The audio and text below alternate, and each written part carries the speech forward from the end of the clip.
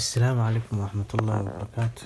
Asxaabteeda, maanta waxaan i tusi doonaa waxay tahay sida iPhone-ka loola soo dego fiidiyoyaasha, muusiga iyo waxyaabo kasta oo aad ku aragtid Facebook, Instagram-ka aad kala soo degi kartid, app aad kala soo degi kartaa. Yani tusaya maanta iPhone-ka wuu iska adag yahay marmarka qaar, sida wax loola soo dego inta badan way adag tahay.